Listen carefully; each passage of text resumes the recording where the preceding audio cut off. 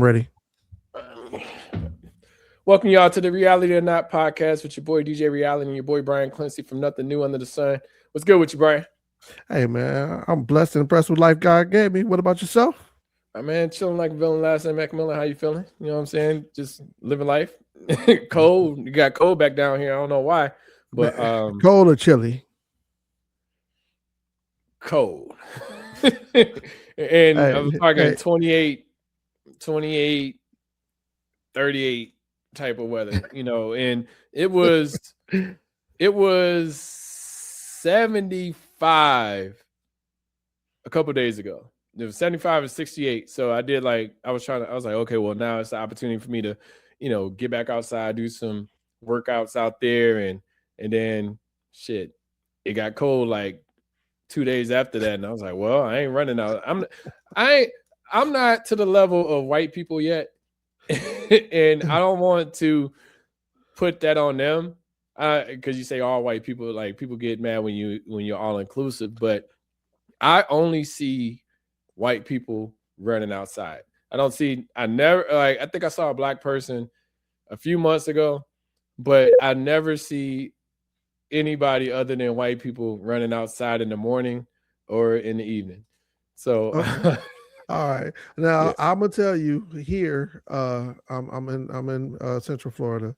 I see black people out there either walking or running in the morning, which I was impressed with. But it could be because I'm in the burbs and this is different out here. They like the Indians and the Hispanic people be walking like the kids strollers. I had never really paid attention to that, but they walk up and down my little cul-de-sac with the strollers and stuff. So it's interesting.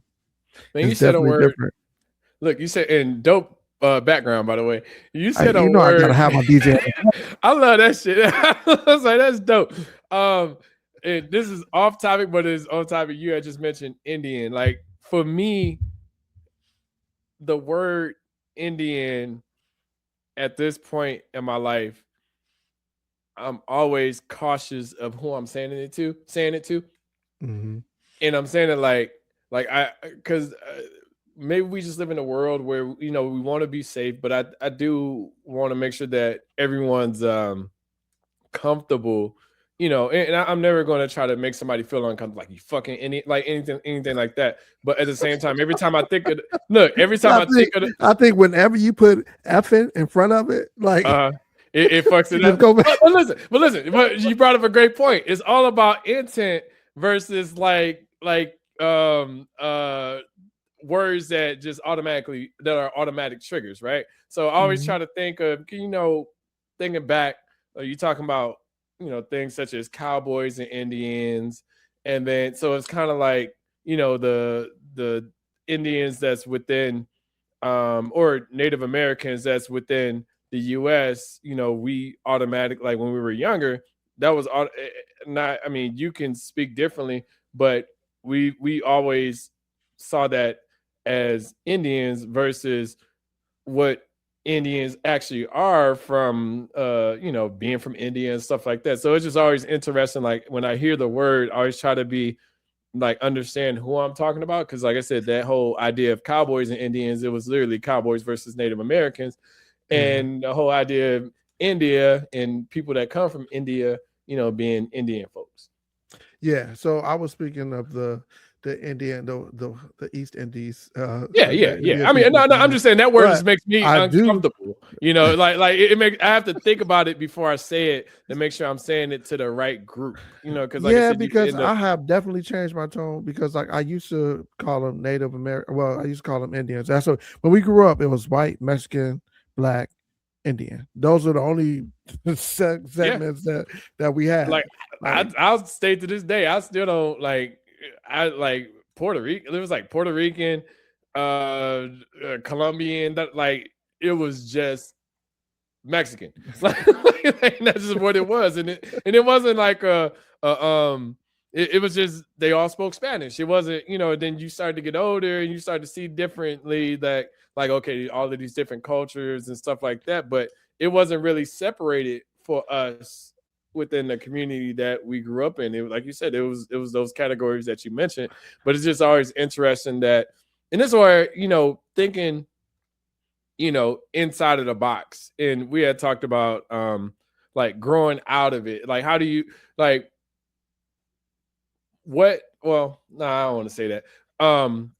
I'll say that, say for instance, from the analogy that we just used, sometimes if you never seen more than what you've seen from your comfort zone or your experiences, you tend to have a little bit more biases towards race, gender, etc. Like, I know for me growing up, we didn't really have a lot of, like, definitely didn't have trans. That was just not a, I mean, but seeing things outside of the LGBTQ and all of that stuff, like from going to school, living, working, and stuff like that, you start to see a little bit more exposure within social media, television, etc. Like, how is that? Like, was it a difficult transition for you, seeing more of that outside of your comfort zone? Yeah, so like the whole Indian and Native American thing, I kind of elevated as I got more educated, and like I was like, yo, Christopher Columbus came over and met these people and called them Indians because he thought he was in India, right? Like that's an identity of crisis that they ain't even put on them, right? And then I thought about it. I was like, dang, well, like they were Native Americans is kind of disrespectful too, because they was here before it was America. So then like I got a mentor, her name is Morning Bear, and she describes herself as indigenous, Indigenous people. Indigenous, yes, indigenous people, and that makes more sense. And it's all about like once you know better, you do better. And so like I was, coming from the places that you come from, if you don't grow, then I think that's kind of the box that you put yourself in. Yeah. See, and the problem I have with that, you brought up a great point. The problem I have with that is that if you don't know, I feel like it's not to say that it's okay, because I feel like some people choose to be ignorant rather than accepting. I want to say accepting the terms, but accepting what life is. And so, if you've only been exposed to this, of course, you're going to have certain biases towards things. But if you've been exposed to what the world is offering or what the world is, and you're just like, it's almost, I want to say racist, but it's definitely prejudice, but choosing to not accept, I don't know, gay relationships or these things that are, the different things that have more exposure to them now than what they did, per se when we were growing up. That stuff kind of doesn't, not to say it doesn't sit well with me, because I mean, look, do what you want to do, but at the same time, I when you choose to have a bias without learning of what you're being biased towards, that annoys me. It annoys me too. And like the favorite part about growing, and like I had, remember Alex and Jose and them in that neighborhood that used to live on Park Street, right? So having friends that I learned, hey, they not Mexican, right? Like they actually, one of them, I think Alex, he was Guatemalan. But again, you got to be able to experience this stuff, and then like, and they to know, to have a friend is to be really in it, right? So like I know, like it's a comedian, right? And he was like, I got two little things to say about it, because it's inside jokes when you got inside friends, right? So he was like, let me just set up the joke. He was like, it's on YouTube, y'all look it up, and he was like, uh, I was hanging around black people, and I thought they were, misgendering me. They kept saying, "What's up, Monica?" Yeah, I see that. Yeah. And then he was like, "Hey, if you have a black friend, they'll tell you what I'm saying, but if you don't, you kind of left out." And that right there is exactly how the culture works. If you get stuck in your bubble, you will never grow, and they will never know what Monica really means. Yeah, I saw that joke. No, but that's just accepting but you got to be cautious too of acceptance versus, like, say for instance, like, I like the way he told the joke, and he told it very good where it wasn't like offensive.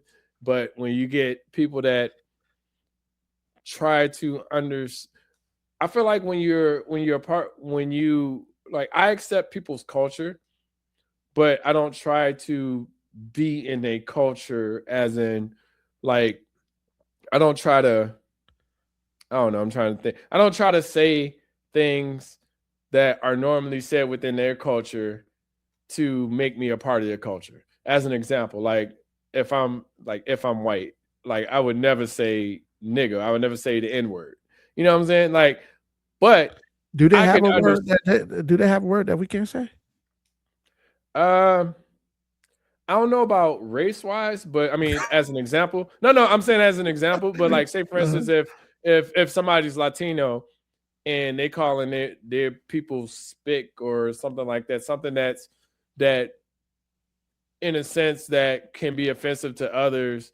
Or I'll give you a good example. Like, say for instance, I've seen the term, and like I said, this isn't all women, but I've seen the term bitch thrown around.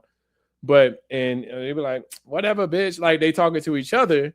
But then, if I pop up, if you're like, yeah, whatever, bitch, like, it's gonna be like, why am I a bitch? Like, it's a whole thing. I'm saying, like, it creates confrontation. And not to say that I don't, speak like, I do say bitch, but I don't direct it towards women, just because I know where it can go, versus like, man, whatever, bitch, like, you tripping, what I'm saying? But we was talking about this before. You was talking about when you was hooping, and my man, like, in the heat of things, called you a bitch. Is like, okay, now it's smoke.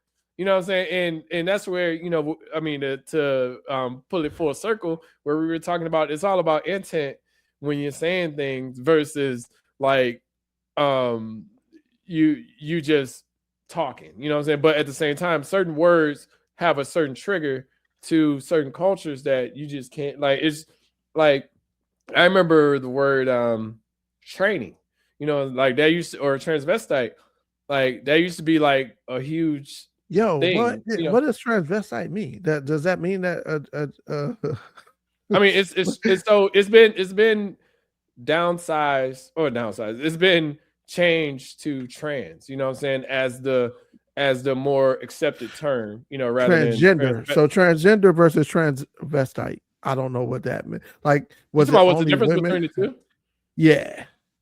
I don't think that I think that they're the same, and you quote me in the comments or whatever, but I think that they have the same, like I said, I'm not about to get canceled, but I think that they have the same But the same definition.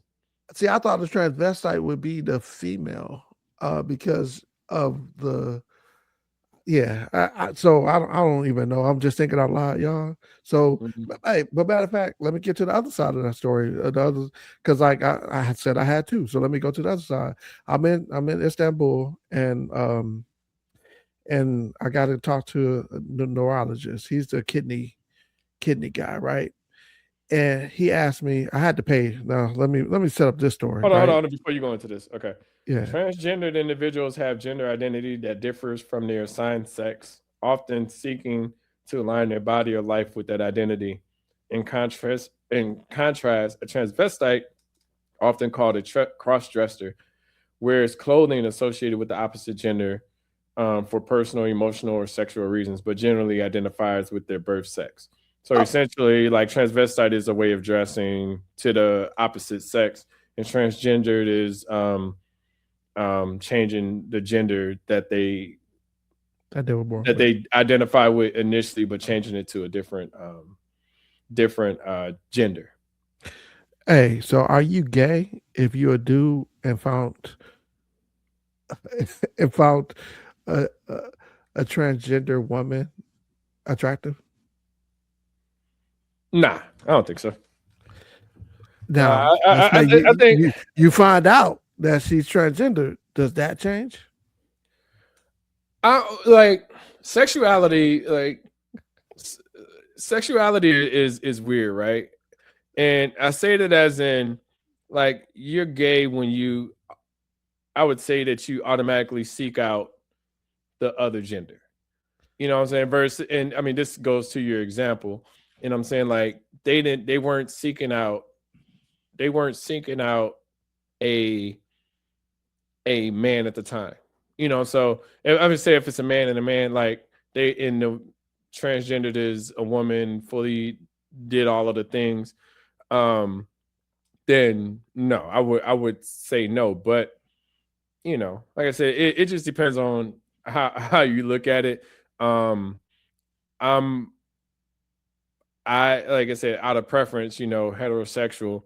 That the whole. I mean, I've seen Wait, you got to declare that you're heterosexual. Yeah. I mean, it's just being, because it's not like I mean, there's no other. Is it straight or whatever? But it's just one of them things. It's just like you can't really, like I said, I don't have anything opposed. Like I'm not opposed to the transgendered community, but at the same time, I know out of preference what I'm going for. So it's just like what you're seeking out, and I don't know. I'm not against anybody, changing their body and doing all of the things, but that doesn't mean that that's what I'm looking for. And a lot of people feel like, like, oh, well, you shouldn't be able to do that. I was like, well, I mean, hey, look, you can do whatever you want. Like, and I'm okay with, like, shit, you go over here and do whatever you do, and I'll go over here and do what I mean, I don't care what you do to your body. Like, I really don't, I have no investment in what you're doing. Like, shit, if that's what you want to do, then fuck it. Shit. Now if I'm married to somebody, or if I'm in a relationship with somebody. That's a camera. If that's what you want to do, then no, but it is. But say for, but listen, but say for instance, I'm married to somebody, or I'm like in a relationship with somebody, and they say, oh, well, I want to change this over. I have the right to be like, well, I can either say yes, no, or right, or is it right, wrong, indifferent? Like that gives me the choice, and it doesn't have to be. It does, even if I choose to not participate in that. That doesn't mean that I hate you or anything like that. And that's why I always get on people like, listen, you can do whatever you want. I don't have to like it, but I don't have to agree with it, but it doesn't mean that I don't respect you as a person. I'm never going to look at you as less than or anything. Like, you are who you are. And that doesn't take away from you as a person. Well, it takes away a little bit as a person if you removing stuff, but, but at the same time, it's just one of the things. It's like, nah, like, do what you do, like. But yeah, man, I'm sorry, I got us in this weird culture. No, I'm cool with it. I tell people all the time, listen, you can ask me a question, I can answer it. And I'm never going to answer it in a way that's demeaning, because that's just not the type of person I am. Yeah, but you don't know how somebody else is taking it. That's the thing. Yeah. Like these certain people take this, and because like I know I've said stuff that I was like, I don't care who you take to your room. That's you. And it's like, well, I gotta take it to my room, dude. I don't know what you want me to say. Listen, this is what we talked about earlier. Literally, people find ways to poke holes in what you're saying to say, well, I'm trying to think of something that I said that somebody can find a hole to poke in, and we're like, well, why is it right, wrong, or indifferent? It's like, well, no, I mean, that's how I feel about it.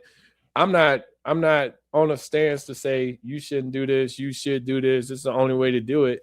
But I'm just looking at it from a respect thing. Like, nah, dude, I mean, I don't want to get too specific, but I have a family member, and when they get upset, that they look at it as we don't accept who they are.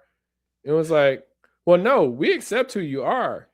We just don't accept your lying and all the other shit. We don't care about if you identify as a male, female, etc. That's a redirect, though. You know what I'm saying? Like that. Yeah, that's a redirect because Yeah. We they don't want. care about if Yeah, you want to be a male or female. Like we care about your ass lying all the time, or like that's the shit. Like just making up shit. That's the shit that we care about. I care less about what you identify as and da da da. Like shit, you want a motherfucker to call you this and shit. Fuck it, I'm not calling you, but you call yourself whatever the hell you want. But it's just your one of mama them things. called you. Your mama called you this. I'm gonna call you this. Yeah, well, not to that level, because because I always think back to Muhammad Ali, right? And and it was just some disrespectful motherfuckers.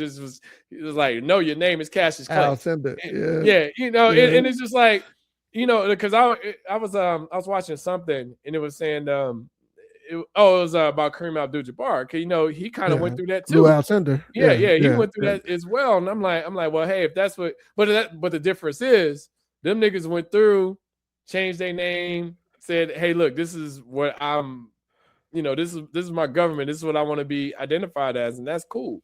You know what I'm saying? But I don't know. People find holes in your argument or in your comments to be like, okay, this is why I don't da da da. So this whole conversation, though, like how people go back in the old tweets and hold stuff. on a second. Hold on a second. Oh. 22:39. I'm gonna go grab the charger real quick. All right. You ain't pause it. You know that, right?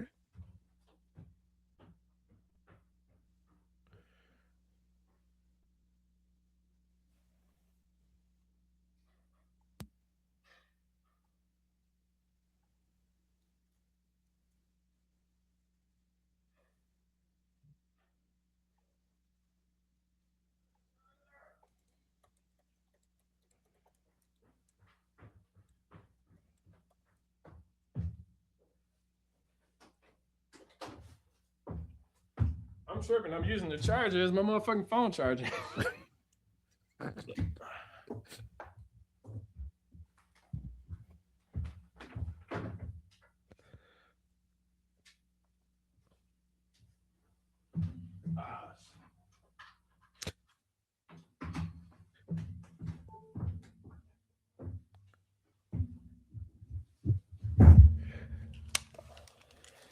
My bad. Yeah, it's all good. You didn't pause it, but no, I didn't pause. I just remember 22:39. But no, I literally but I saw I saw the little thing go across the screen like low battery, your shit about to die soon. But yeah, my bad. But so like I was saying, the whole thing is like nowadays somebody will go back through this data, somebody go back through this post and be like, oh yeah, you see he wasn't sensitive to the whatever, because like now because it's encapsulated in time, they want to apply this. Like here's the thing, I feel like young people, but fuck them, you make a mistake, cool. Like, fuck you know what I'm saying? But like fuck that sensitivity, nigga. Like Kevin Hart got he missed his job. What was that? Hosting the Oscars because of an old tweet. So like sometimes it just be stuff that Kevin stood on it though. Did you watch? Did you watch the documentary? Did you watch that that 5-part documentary that was on Netflix? No, I didn't watch it. Yeah, so because the thing was, and this is why I thought Kevin was stupid in that, because he eventually apologized. But he stood on it so long that it wasn't like, maybe I'm just I get standing on, like if you go stand on it, you got to stand on it, right? And he lost shit and then apologize. You know what I'm saying? Versus because I think he didn't want to apologize. Like he didn't want people to be like, yo, he only apologized because but sometimes it's just easier. Because the thing is, he eventually apologized. What I'm saying, like when you get to the point of, like, if he had, I don't know, it, the damage was done, and as in like he did his little media tour. I'm not apologized because I already apologized for this in 2012. Why is this still a thing? Versus like, hey, I was wrong. Because the thing, when he wanted to do the Oscars, right? That was literally his a lifetime dream, a life goal. Like that's literally like his bucket list thing, and it was ruined. And it's stupid. I mean, it's stupid in our eyes. I would say just from my vision, just because he apologized multiple times for this, but when they wanted him to apologize, he wouldn't do it again. Like he had already apologized for it, and then they wanted him to apologize again. Stuff comes up and blah blah blah. But then the only thing I didn't like from him was he apologized again. Like if I'm not going to apologize, I mean, if I'm going to be stubborn, I'm going to be stubborn. I'm not going to be stubborn to the point of starting to lose. I get it because he was starting to lose endorsements and stuff like that. He was like, well, hey, look, but there was no recovery at that point in time. Like he recovered good, but just because I mean, the only thing you can say about Kevin Hart is that one tweet about him breaking a dollhouse over his son's head and the infidelity that went down in Vegas for him. That's all you can say. Like you can't really say anything else. Like that dude, and Dave Chappelle said it best. He's like, Kevin Hart was most perfect besides 2 tweets. And I was like, damn. Like he literally had 2 bad tweets that didn't resonate within the community or the LGBTQ community. And he was able to recover, but like it still fucked him up. Like he wasn't able to do his lifetime goal because of those 2 tweets. And I think he didn't want to after that either, right? Because it's like if y'all want to be this short-sighted and whatever. But again, on the other side of that, I think it's like, black people, like white people can't wait to. I'm sorry, a lot of white people can't wait to. No, it's not. A lot of white people can't wait until they show black people are racist. You know what I'm saying? And it's prejudice because we can't be racist. But I don't even want to get into that. Matter of fact, I got to get back to my story. It's tough to be racist when you're never, because and I'm gonna let you tell your story after this, but it's tough for us to be the idea. That's why I tell people like it's a lot of prejudice, but it's not a lot of racist, at least from our side, is because racist is when, and I always define this to people, racist is meant that you're superior to another race and blah blah blah, and you're putting things on them and you're providing your prejudice along with that. Prejudice is just you have a way of thinking about this. I mean, prejudice could be, I don't eat chitlins because they stink or something like. But then prejudice could be all Indian people do is eat Indian food or something like that. Like it could be something to that point. But yeah, go ahead and tell your story. Yeah. So what I wanted to say is happy Black History, because we're in Black History Month, 2016 Black History. I mean 2026 Black History Month. I took us back 10 years. 2016. And look, I would like to go back to 2016. 2016 was I was poor, but 2016 was a good time. Yeah, I was. But like, I'm $38,000 a year, nigga, in Chicago. 2015, I had broke the little. No, I went down. I took a salary hit in 2015. To 38, I was around 75 or 78 and took the hit to 38. Dang, that's only job and people be think, oh man, your life is good. Like, no, my life was like my life is good because I make it good. You know what I'm saying? Like, I'm not going to let money be the driver of my success. Now, granted, I need money to, to get there, and the money is way better now. But at the same time, like at that point, like I was living my life, and this is why I get on, my nephews and stuff like that. I was like, hey, listen, you're only as good as your circle, right? So, and I'm telling them like, they be like, oh man, I'm trying to, be with this woman. I'm trying to do that. I'm like, yo, be with the woman. That's fine, but just know, there's other women at this level. There's other women at this level. There's other women at this level. Some go with you, and you could be at the 38,000. You could be at the 75,000. You could be at the 150,000. Like, but just note that is levels to this shit. Like, stop falling in love with wrong women. Like y'all be doing dumb shit. That's kind of about like our topic, like with the being comfortable, and like what does that mean, and how like. because some people haven't identified that they got comfortable, right? Mhm. And so like I was like, Sometimes comfortability is depression, and that's even worse. yeah. You So don't realize like you're literally yeah. depressed and How you're do you, okay with what it is because you, like you said, your comfort zone. yeah, how do you know you've entered your comfort zone? I try to stay out of a comfort zone.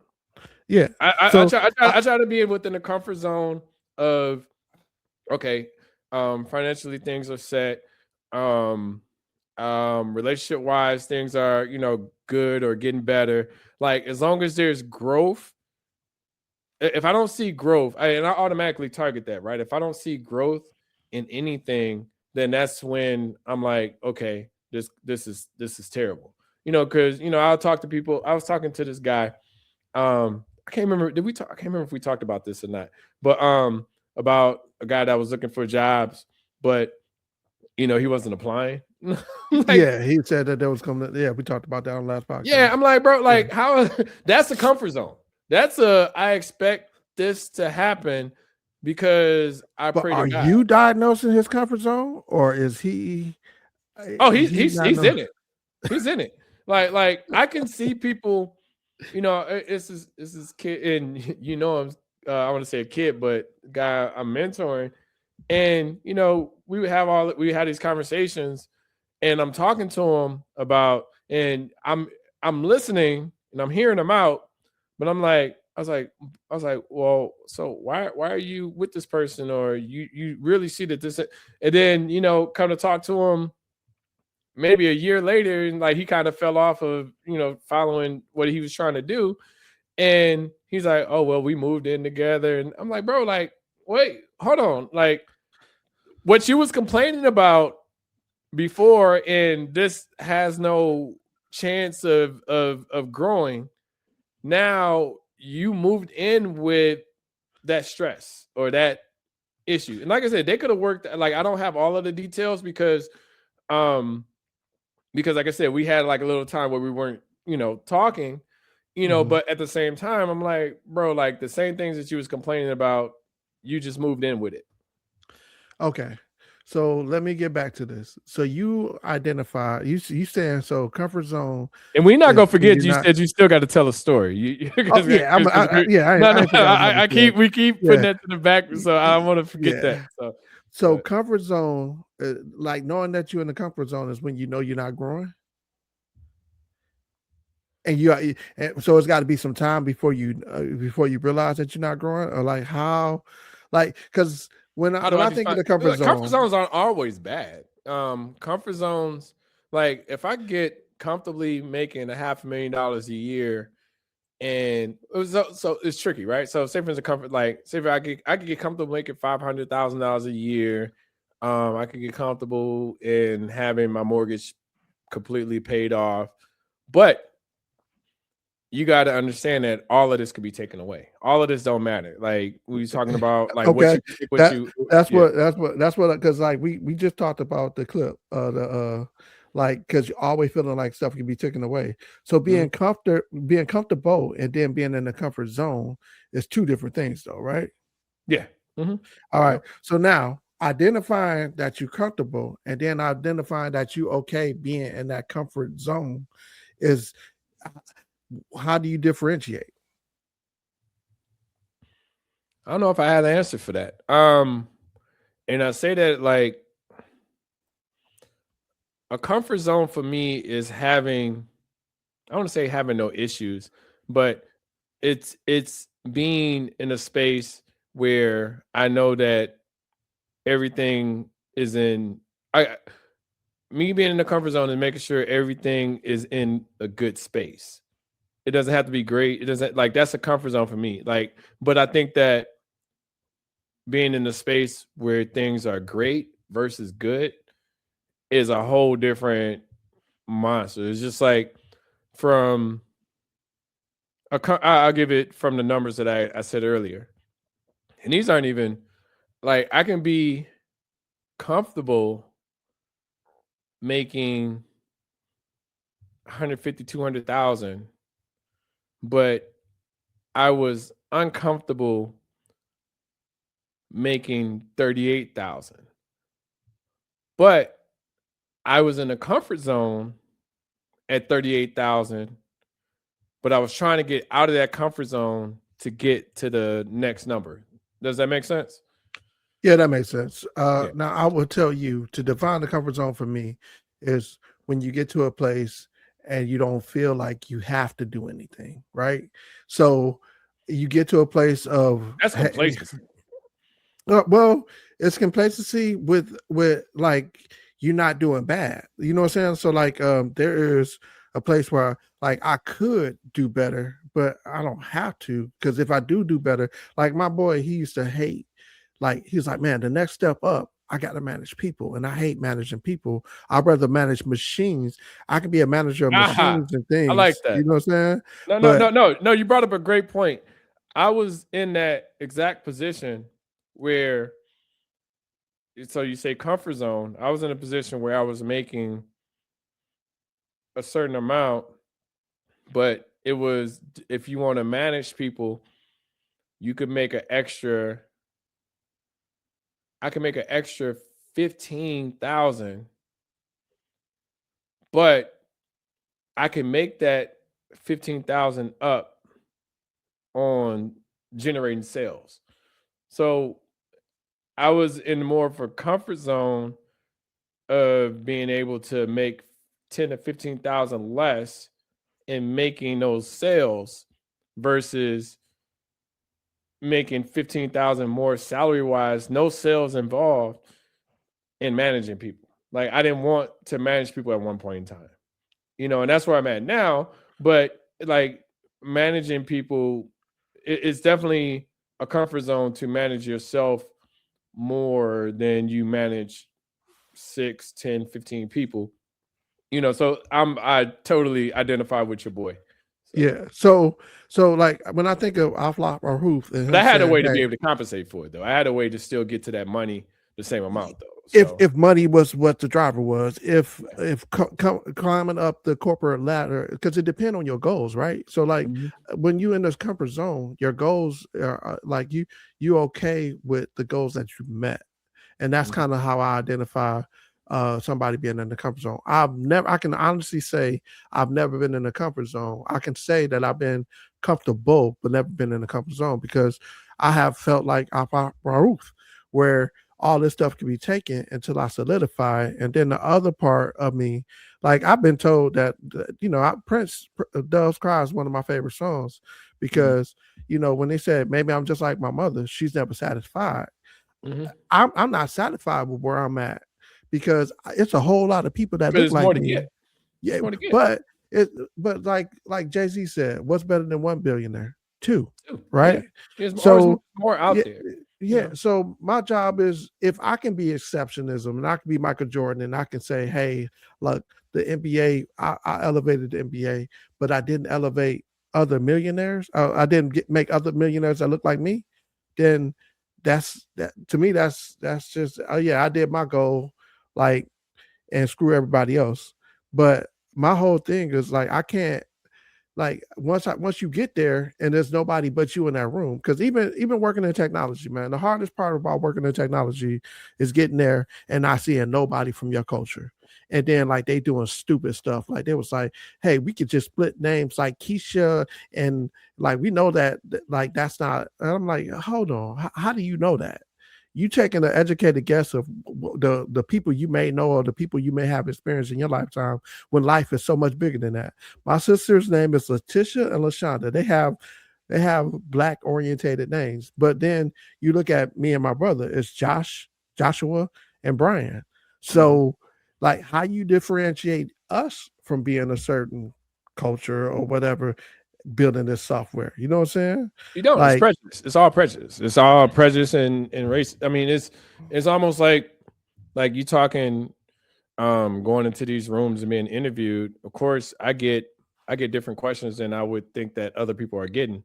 I'm getting questions like, say for instance, me being certified. I'm getting questions on I'm damn near getting test questions on things I'm already certified for, but yet I'm already certified for it. So I'm like, so I'm almost offended that I'm getting these types of questions, but I can answer them. But I'm like, well, why am I getting this question about why is this versus this? You know, and I'm like, those are competency. Like, do you understand? Like, those are competency, and like sometimes I have to ask. I was like, oh, are we doing that? You know what I'm saying? So like, should I be asking how did this job become a job? You know what I'm saying?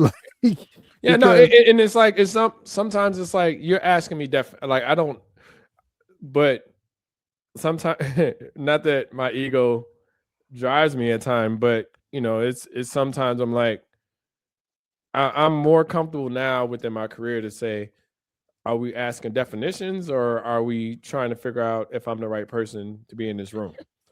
And I'm like, what are we trying to solve? Because I mean, you could ask me the part about definitions, which is kind of annoying to me, is that I can get you the answer if I don't have it right then. You know, so don't disqualify me based off of definitions versus what my experience is. So you're asking me like, what's the difference between this? I'd be like, boom, this is the difference. I didn't impress you. I just answered your question. Now, if you ask me like, what would you do in this scenario? Now I'm like, okay, well, this is my thought process. This is what I would do. This is way I think. So now you're seeing more of me versus answering the question, because you just answer the question, then I have nothing, like it depends on how people weigh on it, but I have nothing to gain from that because I just answered your question. I only met your standard, but you asked me how I like about my experience, and now I have a way to make you think like, okay, this person, I can exceed your expectations, but I can't exceed your expectation if I'm just answering a definition. well, you probably exceeding their expectations with the competency stuff too, because they're probably like, oh, this, and see their takes, and even that process, like when like me, I know what I know, and once I know it, I'll stand on it, right? And so you can't tell me what's like this. The last interview I was on, it was like, what's the difference between require and include? And I like, yo, it's the warning that require, you won't get a warning, you'll get a straight up error in the page, and the stuff will stop. Include, you'll get a warning, so it can still execute with an include, right? But you asking questions that you're asking questions, and I hate to say it's remedial, but like, do you know who you in the room with? And My I used to talk resume about should Kobe. have showed you who you're in the room with. But sometimes they don't even look at the resume. They get the resume 5 minutes Why in before. the fuck are we talking if you ain't looked at my resume? Hey man, because you had a whole bunch of stuff to do during your day, and now you just got 5 minutes before they gave you my resume, or you looked at my LinkedIn, and you want to know what's going on, right? So you're finding ways to not include me based off of some chat GPT questions that you just created. Yes. I mean, I can't say I've never done it, but but I would read through the questions before I even could, like I wouldn't disqualify anyone because I need to know your experience. I care. I mean, but then we Go ahead, talking about good interviewing techniques, so right. So are you looking to just qualify somebody that got you, or are you looking to get somebody to fit your culture, right? And I that's think what some people are looking at gotchas. Yeah, and that's what I was like. So are you the gotcha type, or are you the type to say, hey, I would like to have a great conversation? I would like, even if I don't hire this guy, I would like to have a great conversation. So maybe if I think of something else, we can have a conversation. I mean, like, this is the guy that I would think of, right? But look, you got a lot of people out here interviewing for the gotchas. And look, like, one time I was interviewing with this woman, and like we're interviewing the guy. And like I'm talking about like me and my counterpart, Indian woman. And like we're asking the guy I'm asking him more of I'm trying to learn his experience. She's like, well, what would you do in this coding situation? I was like, wait a minute. So you want him to, like, coding isn't like coding can be trial and error. Like, of course, I mean, I'm not asking anybody to write any code in front of me. You know what I'm saying? But she's literally telling him, I'm like, yo, I had to nudge her, like, hey, like, stop, like, you're really trying to get him out of here rather than trying to find a reason to hire him. So it's just little stuff like that I don't abide by, just because I feel like, but it could be based off of experience too, because I feel like I've been pushed out of rooms just based off of, I don't want to say stupid things, but I always say things that you can learn. Right. And versus like, I mean, I'm more of a culture person than anything. Of course, I have the knowledge and the expertise, but there's nothing, especially now, there's nothing that you can't find an answer to. If somebody says, "Hey, we need," Hey, but don't come in an interview with that type of energy. I interviewed with a dude that was like, "Yo, the semantics is nothing. Like I can do anything." And no, not that. No. What I'm saying is, I'm telling you, this dude No. had it. He had it to a point where he was like, "I ain't answering no questions." Like, no, you can't be like that. I'm talking about like you see the potential of that person being a good person within your organization, but yet you're ruling them out to say, well, I don't like his coding strategy. Like he codes like this versus the way that we code. And it's like, well, he's not within your organization. Of course, we're all going to do things a little bit differently, but yet that's where it's like, well, does he fit within? And like I said, it was one dude that was just like, he's very similar to what you mentioned. That I'm like, bro, like you're kind of being douchey over this, like that, it all and da da da. And you're gonna come in and, I mean, he was talking like, yeah, we're not going to do that. We're gonna come in and change that up. I was like, yo, you are a developer. You're not a PM, PO, or nothing like that. You're not, or a solutions architect or whatever like the title. You're not coming in to update the architecture. You're coming in as a developer to support the existing architecture and then add to it. But so like I said, I get it from both angles, but but you just got to be careful of like disregarding someone just because of a question you don't like the way they answered versus like the 9 or 10 other questions that you did they excelled at. Yeah, and so like I really appreciate. That's why I'm more of a let's get to know your way of thinking versus let's get to know what you can do. Because like you said, the answers are out there. People can do everything. It's just how do you figure out what to search, right? You're like, how do you what's your and are you easy? How do you Do you work with want to work people? with me? Yeah, do you want to Yeah, work like with how do you people? work You with know people what is I'm like saying? number one. It's like, I mean, when that guy, he was saying, oh, well, I'm gonna do this and blah blah blah. Yeah, and like almost like it's like, well, why are y'all doing it like that? And I'm like, I don't know. Hey, but I have actually said that in the interview too, because like I was like, yo, all of y'all are using the same source code, and like that's usually No, not how that's it works. fine. Like understanding Yeah, people's structure versus like telling them what they're going to do. Because I mean, say for instance, the last job I was working, you know, um, I had to explain to them like, yeah, this isn't a 4-month, 3-month thing. This is a 6 to 8 month. It's going to take this time. This is the architect. This is how you should look into it. And this is, I'm gonna develop everything based off of that.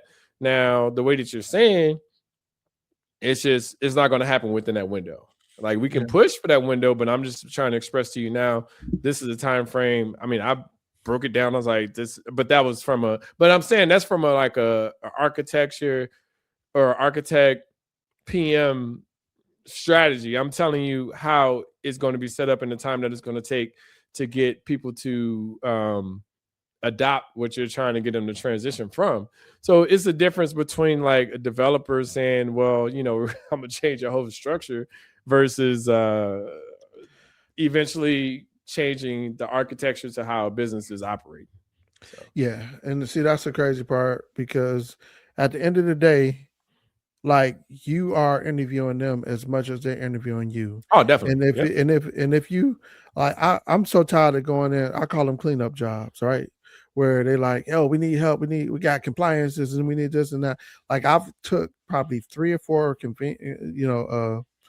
I took 3 or 4 of those jobs where I've been the cleanup guy. I've been okay. Let me come in, let me see what we got, and this is how I can help you, right? Mm-hmm.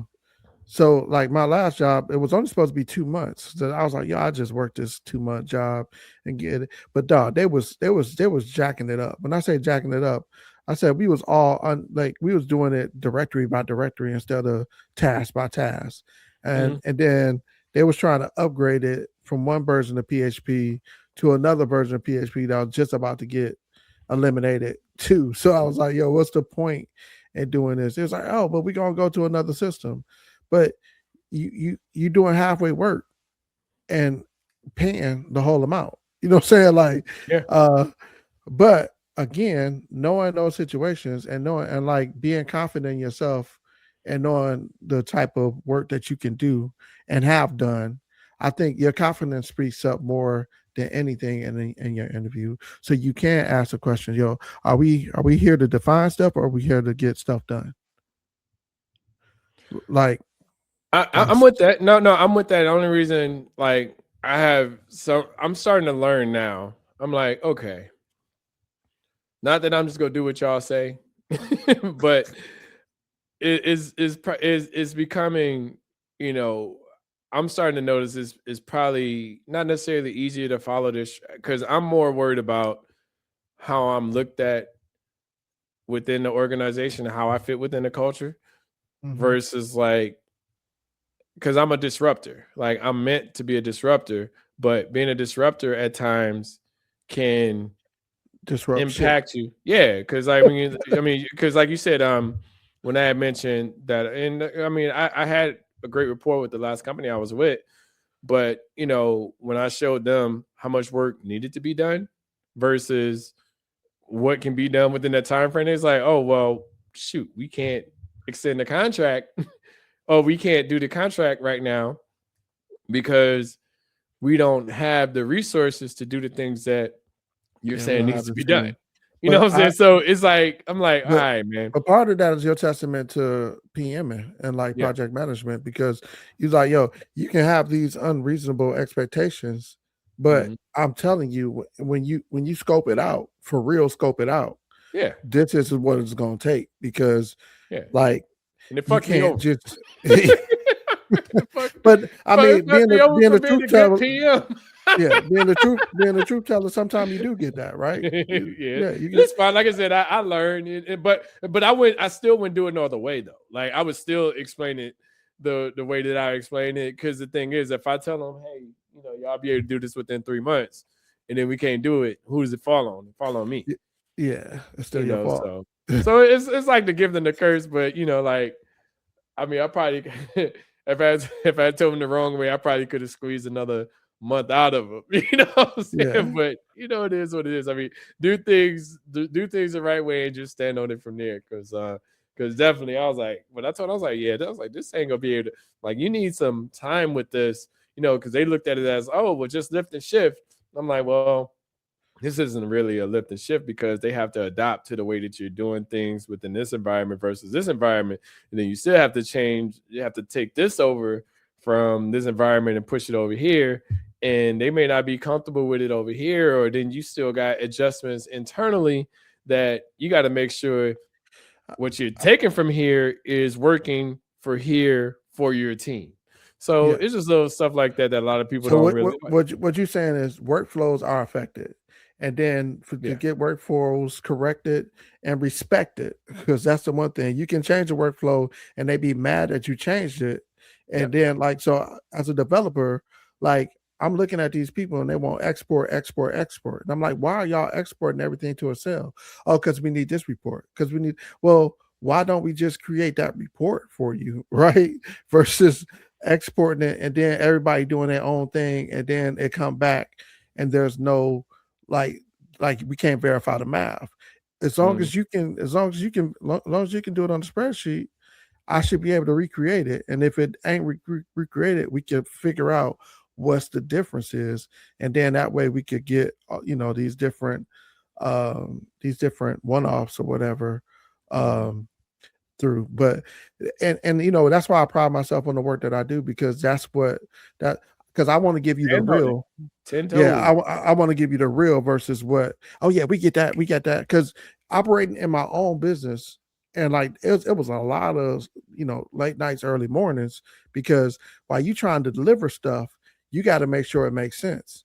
And like I remember my first delivery, and I did everything in the requirements, and like they even pointed out, you said, but we don't like the way it's too different than the way that we did it before. It's user adoption. Like it's a hard thing, man, at times. And I don't want to go down too far in this rabbit hole, but because what was we on comfort zone? But yeah, man, it's like I can make the best thing for you that makes sense, but you may not like it. Like I use the example in interviews. I'm like, yeah, you can put an iPhone in 1987, and yeah, it looks nice, but shit, you ain't got no service to support it. You don't have they don't understand what a phone is. They don't understand what a swipe is. They don't Yeah, understand. Yeah, yeah. they don't understand gestures. Like these have been introduced, right? Yep. But So again, it's their comfort zone that makes them not want to. I was like, yo, y'all wanted us to update this so it stay the same. Yeah. Listen, the one thing about technology, it was just dope, and this is just being exposed. Like technology, I remember when, like you say, when the iPhone, I remember that was like the whole touch screen and stuff like that, and it was Droid too. But I remember the touch screen was being a thing, and I told you I fell down that rabbit hole of watching stuff, that weird things that happen, that you didn't realize that happened. Or like one thing I was looking at was it was like it was 15 or 20 things that you didn't realize went away or was just bad products. And I looked at the McDonald's, I looked at Apple. I didn't realize it was a PDA of an Apple product that came out before the iPhone. Price point $750. And like I said, not being exposed to everything, I didn't realize that was a thing. But when the iPhone came out, the iPhone was, it was a whole different, it was a shift within the cell phone community, blah, blah, blah, because before that, you had your Blackberries, you had, I don't know, Trio, you had all these different types of phones that was coming out. But then like this phone came out and it was, it was kind of a big thing. But I'm saying like other stuff came before it that, that we didn't like. I wasn't even privy to. Hell, you look at was the Zoom. I was a big Zoom fan. Microsoft Zoom. Microsoft Zoom versus an iPod. Nigga, I was huge on the Zoom, nigga. Like the Zoom was like my thing. Like I had two Zooms. But you know what I'm saying, I ended up getting after the second Zoom didn't work out so well. I ended up getting I got the was it not iPhone? What was it back then? The not iPad either. What was the shit? iPod. Yeah, iPod. I got the iPod. Yeah, the wheel with the wheel. Yeah, right? yeah. I got the 250 boy, 250 gigabyte boy, and I thought I was a shit because I could put 250 gigabytes of music on the shit, and then it slowly transitioned to the phone. Because they was doing that whole shit with the phone, where with iPhone, I think that was 250 megs. Because we had a 2 gig was like the big boy at one point. Yeah, because I had a mini. It was 250 gigs. Oh, so yeah, you must have been. 250 megs only gets you like at most like 100 songs. Nah, it was that because you remember they had it was the Nano. The Nano was smaller and that had 8 to 16. That was a smaller version of the iPhone or the iPad or iPod, whatever. But then the 250 gig, I think it went all the way up to 500 gigs. Let me double check. But I want to say it was 250 gigs because it definitely I had a lot of because I had all my music from DJing on my iPod. Yeah, because I got the iPod Classic, because that was a big one, and that was 120 gigabytes. So the Classic, so the Classic was it was a 250, and then it got up to I want to say it only Yeah, was. they got up to a 120. That's what it Yeah, was. Cause yeah. yeah, No, yeah, I was definitely. because But my all other that ones being were said, 4 gigs. Cause like mhm. I was like, dang, I got 4 gigs. Cause that was back in the time where you ain't have a lot of this stuff. But shoot, that was like I said, that was on my Nano. Like my, and it's funny too. I need to throw that shit away. But I still got my Nano that I refuse to throw away. I still got Somewhere my in. iPod Touch and my iPod Mini. I had a Mini too, the blue, I need to get because rid of they that shit. came That up with shit is the not. why? It still What do I work. need it for? It still work, don't it? So what? I, Like I'm not using. yeah, I I still have got this. MP3s on my. I I still got don't. I still got MP3s on mine that I probably But haven't had a backup on. you're never gonna listen to them.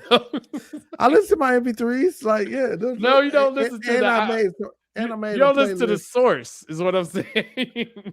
Is what I was, I'm saying. Look, I was, I'll give you a prime example of not getting rid of something. I have a 2007 MacBook Pro. It's the first MacBook Pro I've ever bought. And that was the first one I started DJing with outside of my I had a Dell before that. But it's downstairs on a shelf, not even workable. But I'm gonna throw it away. I need to throw it away. This shit's just literally just sitting down there on the shelf for no reason. The hard drive, the hard drive, not hard drive, but the battery pack exploded. Like so it's sitting down there. I'm gonna bring it to the next podcast, but it's literally sitting down there without a battery pack. It's just sitting on the shelf. And I fully, that was the first, I expanded it fully to 16 gigs of RAM. I put in my own hard drive just because their hard drive space for Apple was terrible at that point in time. But yeah. but yeah, man, I need to throw that shit away. I need to throw that away. I need to throw that iPod Mini away. I looked it up. Yeah, it was 250 gigs. It said it got up to the iPod Classic got up to 2 terabytes. Whatever. It did. Yep. Yep. So hey, look, it's crazy. Somebody's still selling it. Like it's a self-generation. I'm looking on eBay right now. That shit is a self-generated. But yeah, they had 1 terabyte, 2 terabytes, 1 terabyte, 512, 256, 160, and 120. That's more than their phones got now. I mean, that's what Apple do, man. Like, you see what I'm saying? Like, you see what I'm saying? That's more than what they got. Because that's listen, like, dang. Apple used to be on some fuck shit. That's why I had that, was because when I got my first iPhone, I got my first iPhone when I was working for a company, and it was an iPhone 4. And I just remember, gigs. 16 gigabytes. 8. It was 8? 8 gigabytes. The iPhone, because I bought an iPhone 4S for my daughter, because I was like, yo, yeah, it was 16. Yep, I had an 8 gig. That was the first iPhone I've ever had. Then I ended up getting, like, I switched. That was because I was only reason I switched off of BlackBerry was because they discontinued it. Only reason. Like, I would still have a BlackBerry to this day if it wasn't discontinued. I fucks with the BlackBerry was my shit. Like, the Trio was my shit too, but the BlackBerry, once that came out, I was like, "Ooh, we got a whole ass keyboard and shit." Like, that was my shit forever until them niggas said no. And then the bullshit, and this is where they tell you, somebody beats you to market and you can't survive. BlackBerry came out with a touch screen. Yeah, they came out with a touch screen, but it was like 3 years too late. Like, Yep, you got to beat the market. Like, so I get the competitive part of that. Like yeah, they had a worthy. I was an iPhone hater. Yeah, I was an iPhone hater. I bought everything that was like the iPhone killer. Like, so I had like the Sprint, because iPhone was only on AT&T for a while, but I actually had a 3G, and then that's when I started hating on Apple. I was like, yo, y'all act like these phones is dope, but like y'all limited, like with the hardware and everything. That's the bullshit. That's why I didn't like you talking about the hard drive space and stuff like that. That annoyed the fuck out of me. That's why I had my Classic for so long, my iPod. Oh shoot, that's what it was. The Sprint Instinct, the iPhone killer. That's what it was marketed as, the iPhone killer. And I had that mug. I bought that mug. I had a Zune, nigga. I had 2 Zunes. Nigga, I was zoomed out, Well, nigga. see, I I had to be, and then right when the iPhone had came out, for real, I had a pocket PC that I spent $700 on, and that mug was the Windows Phone with the shift up. I still got it because I ain't throwing it away. throw that shit away, man. Nah, man, it got a remote in it, so I could use it to remote my TV and everything. Nigga, But the throw that battery shit probably away. ain't. And then they still need props for movies like back in my day. Nigga, if you ain't making no movie tomorrow, nigga, throw that shit away, nigga. I still got my Nokia. I think I still got my Nokia from when we really started having cell phones, like in 97, 98. Look, the only thing I suggest to keep around, if anything, is video games. Hey, and they small. It wasn't like they take up more than a drawer size. Yeah. But you got so many of them. It's just like ridiculous. I know. Look, I go through my stuff, and I'm so like I got all these CDs and stuff like that, and I'm like, well, I spent my money on this. I don't want it, and that shit is just literally in a room. And I did good. I gave over half my records away to my nephew and to my chiropractor. Because they wanted records, and I was like, "Well, they wanted that vinyl." Yeah. I was like, I'm not using it; it's just sitting down there, but I still have a lot of records that and I don't know why I was trying to separate them. I need to make this a task again, but I was trying to separate them on records that I would still play, and I wanted to keep no more than 4 crates, and I got maybe about. Do you still have a record player? Yeah, I still got my turntables. Yeah, I still got my turntables. So you still got the turntables and the coffin? Mm-hmm. I need to get rid of that. The coffin is in storage. Man, I just bought that coffin maybe about 4 years ago, and I was like, you know what? I need to combine stuff and not have all this stuff. And I bought the coffin. Actually, it was longer than that. Maybe about 6 years ago. But I bought the coffin just so it'd be easier for me to move stuff around. And then I bought the controller in 2021. I'm like, man, I'm tired of carrying around. Like, this shit getting heavy. Like, I'm tired of carrying all this stuff around. And it was like flying and stuff like that. Like, I've flown with my controller. With the coffin? No, with my I can't fly with the coffin is unflyable. No, they got golf clubs. So the coffin, like my coffin was probably about 8 feet. That's dang. That shit is, but it's you like paying for it. Yeah. Shit, but I'm saying like I got independent cases too, but like I ended up you got like your turntables crated. You got the Snapchat turntables with the click. So I got 2 of them. So I got the coffin and I got those. Okay. I had to so when I used to like if I fly. But the thing was, I tried not to fly because that shit was like an additional $50 for each coffin. I mean, each turntable. Within that container. Each equipment, yeah. Oh wait, so but if you had the coffin, you ain't had the custom coffin. You ain't had the custom coffin. The custom coffin. Where? No, I have a full coffin down there. Like I literally have a full coffin in the storage room. That hasn't been used in like 5 or 6 or 7 years. So you had the soft velvet in there, so when you close it, it kept everything together, or how? Like I got that what you call it the foam shit that keeps everything in place. You know what I'm saying? So no, I got that, but I mean, nigga, I need to sell that shit.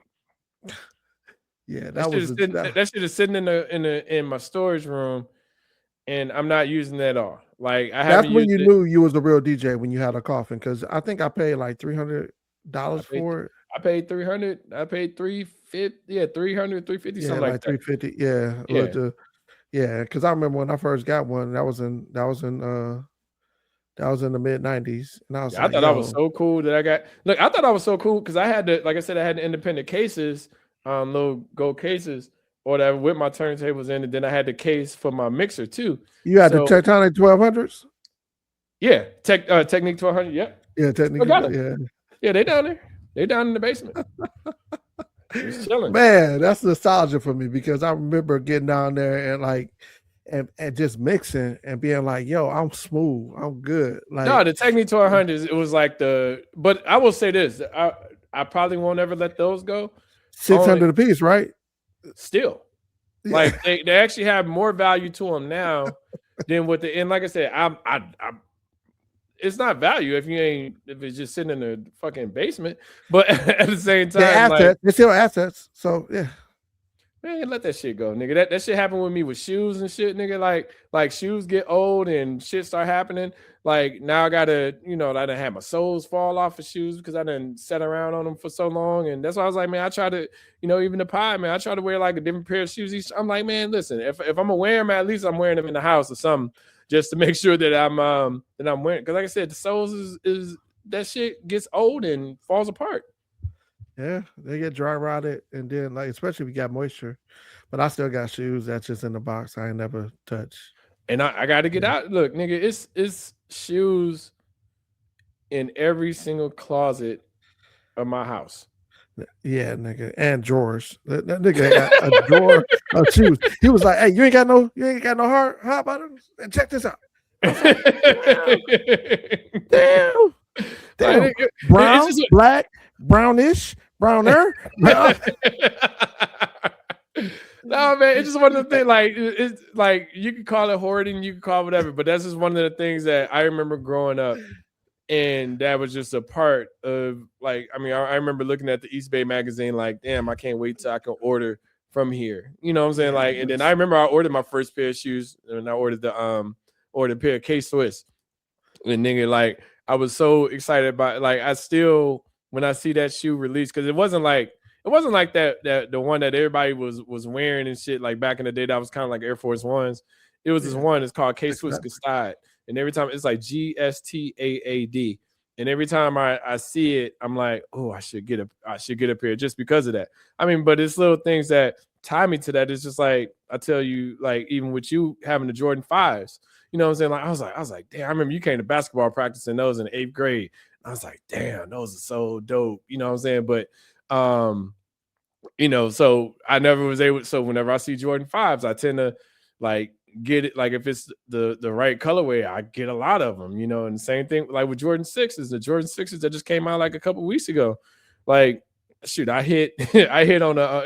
Mind you, I'm not working, and I hit on a raffle. Lottery, Look, I hit on a raffle, and that's a lottery, right? Nike lottery. Yeah. And I was like, damn, and I had people get into the raffles for me, and I was like, shit. I was like, I didn't hit on like a couple. I mean, on 3 pair. I was like, fuck, dog. I was like, I don't need 3 pairs. So, but then I was like, well, shoot, I'm gonna take this other pair back too, and I just have one. I think I got 2 pair now. But that's literally one of my favorite shoes because I wasn't able to like the Jordan 6. Jordan 6. Oh, yeah, the black. Right. No, they ain't there. But no, it's literally one of my like because that was the first one I got. Because y'all had the Jordan, they're like $300 had now. Jordan 5s, huh? Yeah, you got they like $300 though now, right? Nah, like $230. So you hear, lady? Can you hear the howling? Yeah, I can hear her. She gotta go outside. A siren going by, whatever. It's funny because she's in the far. You remember how my house is set up? She's in the far, like the bonus room, and I'm on the other side of the house and shit. Her ass is fucking howling. But yeah, the Jordan 6, man, that was the first one I got in 9th grade. That's why I was asking somebody, I can't remember who it was, because I was trying to go see Bunker, but I was trying to go see if we can see them the little booklets of us like when we hoop, because it's a picture in there, because I got on the Jordan 6 Carmines, the white, red, and black ones, the one with the red suede on them. And I always wanted that picture, but I don't even know, can niggas even go in Bunker anymore and shit? Because like it changed, right? Bunker is a school, right? So they did move the gym and everything around. So they got office where the old band room used to be. Like the whole back end of the school is different now. So it's. Do they still have our pictures up? No, no. You remember we, at the end of the hoop season in 9th grade, we took a picture. Matter of fact, I will ask, because I know the principals and stuff back at home. Okay. So I asked. No, if you could go and get a picture, because I was snapping pictures while we was at Muskegon. Muskegon, Because those pictures are still up. Because like that's crazy that they haven't changed none of that, which is dope. But I just want that one night. Those are archives. So like that's where, because we should have a ninth. I don't know if we did a 7th grade picture, but we should at least have an 8th grade and the 9th grade picture of us hooping. Because I remember it was who was our coach? White dude ended up coaching Mr. JV. Mr. Kanar was our 9th grade coach. And then so who's our 8th grade? So our 8th grade ended up coaching JV and Muskegon. Yeah. What was his name? Starts with an M. I can't think of his name. Mikhail. Starts with an M. Myers. I can't remember. Was it McKinney? I know it's a white dude who wore glasses. I just can't think of his name right now. But I remember he ended up coaching JV, and that's Muskegon. When I got cut. Yeah. Same. Yep. So fuck nigga. Some bullshit, nigga. You know, that's busting our ass in that motherfucking practice and shit. Beating all them cats. And like I told, I was like, yo, y'all wouldn't, because the thing I didn't have favoritisms. You know, I had hoop with the cats that went to Steel. Like I had went to Steel. I started Steel in the beginning of the 7th and beginning of the 9th.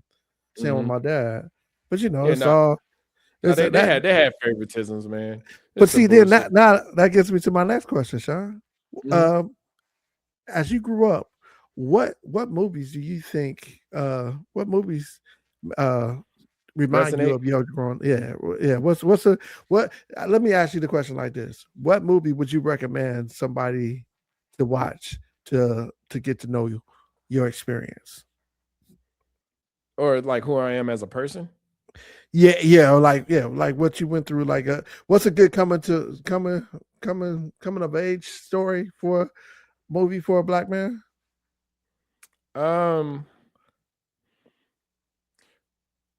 It's tricky because I have several, and the only reason I say it's tricky is because what you got from it versus it being a comedy or blah blah blah. But Boys in the Hood definitely is like the one where I feel like I like not necessarily, you know, the violence or anything like that was going on with it, but I really feel like that movie shows a lot of my personality, I guess, kind of like with Trey, of you know, of his, you know, his upbringing. But then I would say Raw, Eddie Murphy is like, I damn near look at that movie as, or stand up as the Bible of how I learned. Yeah, listen, that movie, if you go back and watch it, that movie talked about sexuality. It talked about how he grew up within the family, his place in the family, not necessarily money, but like literally that movie is one of those, like, I sit there and just, if it's on at any time, I'll just sit there and just watch it. You know, if I see it pop up on Netflix, I would just sit there and watch it every single time. Yeah. So, Shante, that's another question that I think we need to answer on the podcast. Is that what was your position in the family? Like, to me, you're the only boy. Like, and you, like me, I don't know, whole brothers and sisters. Like, you know how some people look at that, and I'll be like, yo, my sisters and my brother are my whole brothers and sisters because that's who I grew up with. Like, what part of your family do you feel like you played with? I think so. I'll just contrast between me and you, and then I'll just kind of focus on me. But I would say that I feel like we were the same but different. And I say that because you're the second of 4. Yep. And I'm the last of 3. The baby of 3. Yep. Yeah. So I feel like you were more mature than me at a younger age, whereas I was more of I learned from my sister's mistakes to be better at being bad and being good. so in the sense that I wasn't necessarily mischievous or anything like that. I do have certain principles that I that I abide by, and that's just, religion, faith, and etc. But I played the part of as you mentioned, the baby. Like I never really, I never. I mean, I was protective of my sisters, but they were so far, like they were so different in age. Groner, Yeah, yeah. yeah, yeah, like 6, 7 years older than me that Yeah. it was they were almost, I want to say like adults to me, but Surrogate parents, like they're yeah, surrogate mother. so Yeah. it was kind of like I didn't really gravitate, like I gravitated like Tina. It was tougher for me because Tina was the disciplinarian in the house, Mhm. which didn't sit well with me. You know what I'm saying? So, and then Tammy was Tammy, so it was kind of like I gravitated more towards Tammy than I did Tina when I was younger, only because Tina was the one that was giving whoopings and stuff like that. Well, But see, and then your mom worked second shift, and so your sisters stepped up and was there when your mom wasn't because she worked second shift most of the time, right? yeah, so I would say that made it, a little bit difficult for me to um identify with them as much. So that's why I gravitated more towards you because you were of the same age and we had like the same likes and blah blah blah. So Mhm. it's like, well, Brian sells candy. Okay, how can I get money to be able to make money as well? It's like, okay, well, you're able to get a paper out, so it's always kind of like like you were more like not necessarily a big brother, but you was the influence that I'm like, okay, well, he's getting it like this. I don't necessarily want to, steal his clientele for candy. So hey, I'll deliver papers, you know what I'm saying? Or I have a way to get money, da da da. So but within the family structure, it was like I've always had, I like me and like say for instance, Tone, right? Tone is 8 years younger than me. Tina is 7 years older than me. You know what I'm saying? But it was told to me I couldn't discipline Tone, but Tina disciplined me. You know what I'm saying? So it's kind of like, damn, and it's like an even bigger age, not that much, but even bigger age gap between me and Tone than it is of Tina. So then that's where it's kind of like, well, if I can't discipline him, you can't discipline me. And that's kind of where so it was always kind of within the household, okay, just be, and then too, added, we had a family structure that was very balanced. And I say that as in, you had Uncle Charles, Uncle Mark, Uncle Charles, Uncle Mark, Uncle Joey, and then you had, Aunt Alice, Aunt Shirley, and all of, I mean, Aunt Desi too, and but we had a family structure that we were kind of around the same age as far as children. So, like with you being right across the alley, it was definitely easier to identify with you. But you say Shirley, stay over here, then Ninth Street, yeah, in the I Heights, mean, yeah. on So, Orchard, yeah, but about to say, but remember Shirley used to stay. on Um, Orchard, right by that, no, right no, behind no, that, not then. I'm talking about she used to stay. in the neighborhood on Yeah, like Fifth, two, like yeah, Monroe or Merrill, which Merle on yeah, Merle, yeah. yeah. So it was kind of like we were always, around each other as kids. So it wasn't like I'm not, like I'm two. Ray is 2 years older than me. Carlitos is, I think, 3 or 4 years older than me. Tari is 2 years younger. LS is like maybe 6 years younger. So he was closer to Tone than he was, so we always had that kind of that. And then Uncle Joey, so then you had Uncle Joey, Idris, and Alondra. Alondra is what, she 1 year older than Like us, 8 months, yeah. yeah, well, So and then you have Idris that's what 2, 3 years older than us. So it's kind of like we've always been in a, and then grandma was right, so and grandma, Uncle Mark stayed at her house, Uncle Charles stayed at her, like, so it was always a strong family dynamic that and we could go I, over grandma's house and stay together, and like she yeah. didn't care, right? Listen, Yeah, so and that's like, what I was like, because I hate that I'm so territorial now, but and not necessarily territorial, but like you got to call me before you come, what I'm saying, type of stuff. But you know what I'm saying, like it would be literally a time. I remember one time I walked out to grandma's house with my Nintendo, and I stayed at her house for 3 days. You know what I'm saying? Like it wasn't planned, no nothing. Like I literally just walked. And this is she stayed on Glendale. That wasn't like a easy kid walk, you know? Like that No, was no. yeah. So I mean, but it was just one of the things. Like she was just always, having that welcoming part of her. And we'll feed you, and then trip Yeah. about feeding Shoot, you. you come here and I'm like, wait a minute, hold on.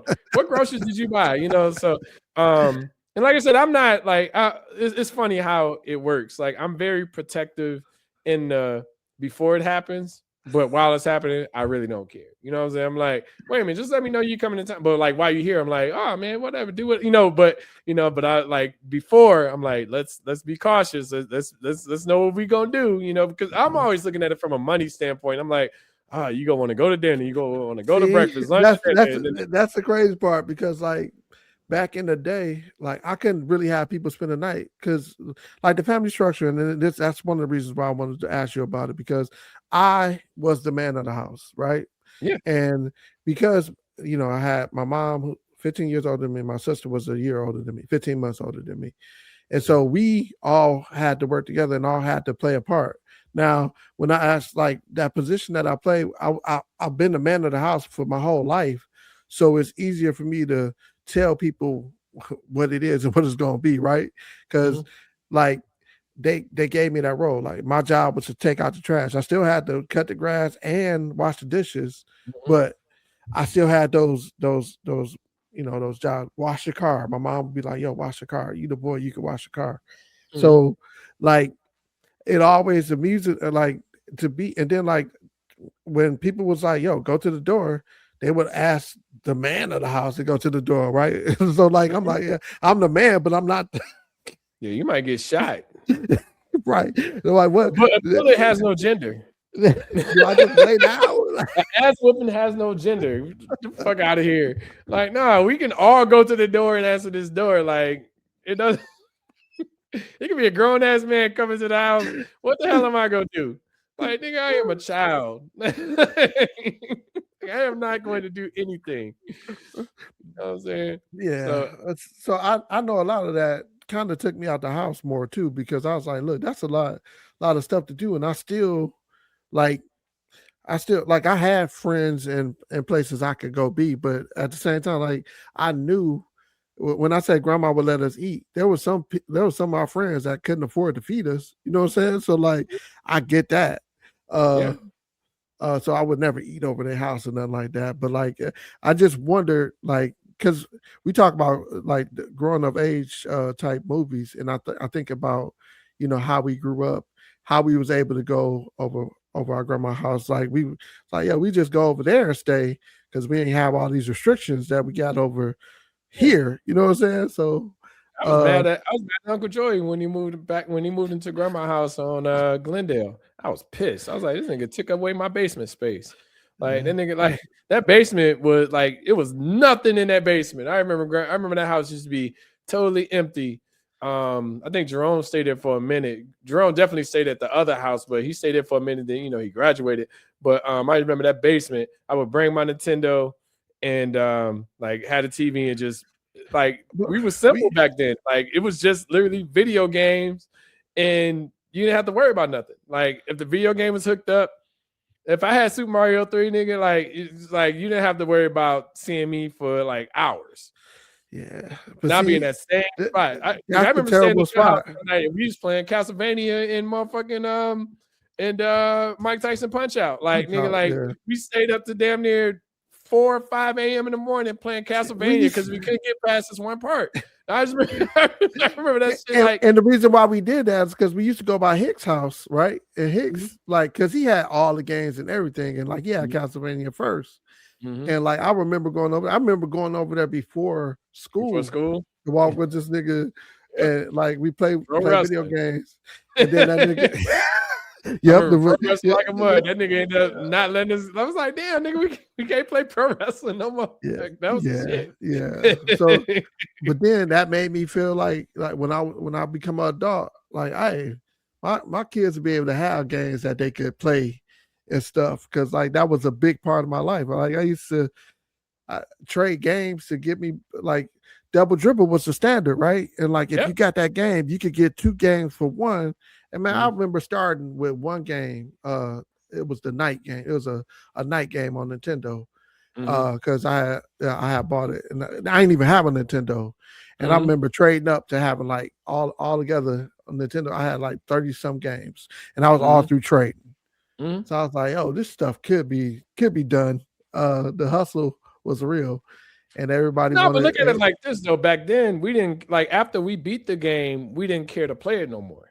You know what I'm saying? So it was kind of like, I mean, you Besides had Super Mario, yeah. We beat that Super game so Mario is many always times. fun. Yeah, Super Mario and Mike Tyson Punch Out. That was the one because I remember finally beating Tyson. I remember that was a long night, but finally beating Tyson, and that shit was fucking like because I remember was it Nintendo Power and shit. I remember when they first put the code in there and shit, the 007-373-5963. Like I remember that code was in that magazine. And dog, you know what's crazy? Nintendo Power they're worth like a lot of money. Like if you got like originals, even if they got like edges ripped and stuff like that, they are worth a lot of money. But I remember that code being in the Nintendo Power, and we was playing it, and we was still getting the ass beat because it was motherfucking Mike Tyson, and that motherfucker started doing them terrible ass uppercuts at like 30 seconds. Like the uppercuts was terrible. Look, I still remember like this is where when you train your mind a certain way to think, right? Like I still remember like how to strategically beat that game. You know what I'm saying? Which is crazy. Like my timing on that, like this is where, you know, muscle memory, stuff like that. Like I can literally tell you how to beat that game. At least I can say I can remember the first round, you know, because you know, uppercuts. Ball Bill, beat Ball Bill. No, because you know the uppercuts will start around 30 seconds, but then they'll stop maybe around like a minute and 30. Then he'll start doing these little side punches, which you can dodge, whatever. Now you got a chance, but then the whole ass nigga will come back the second round and he'll start doing those side punches, but then he'll start doing then he'll tap his feet and do the uppercut.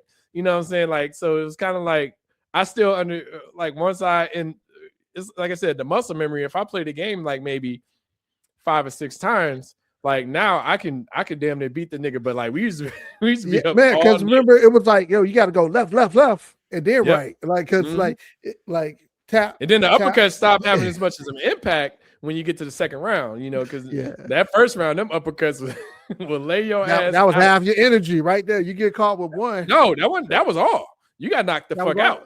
Yeah, you got knocked the fuck out. Like literally, that motherfucker would TKO. No, I'm saying when because like you would say, like if you would not get hit, you have all your energy. I thought it was one, like it'd be like most of your energy with the one, and then like next time, that's all. Yeah, nigga, I played that shit 2 months ago. Oh, you did?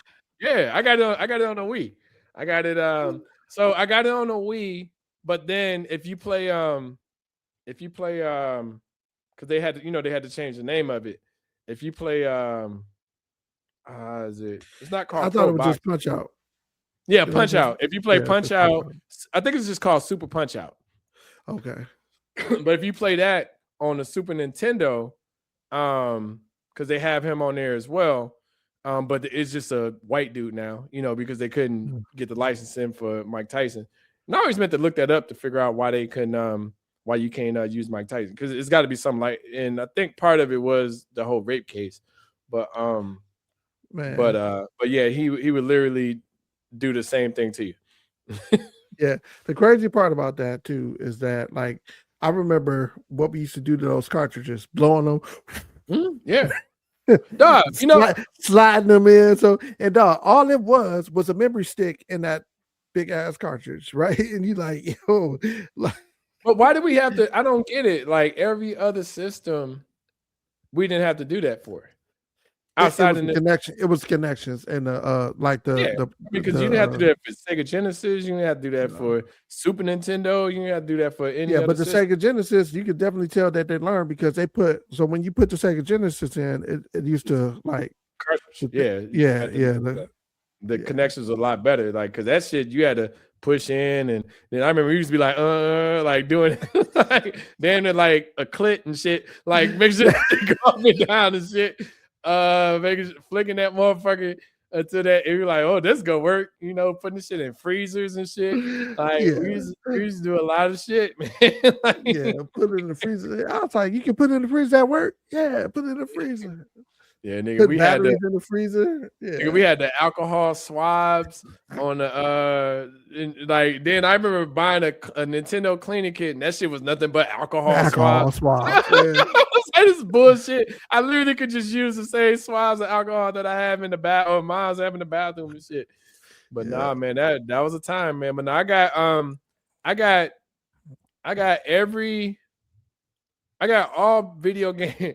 I got all video games that matter on the Wii, and then I have a regular controller that of course the Nintendo only had was it two buttons?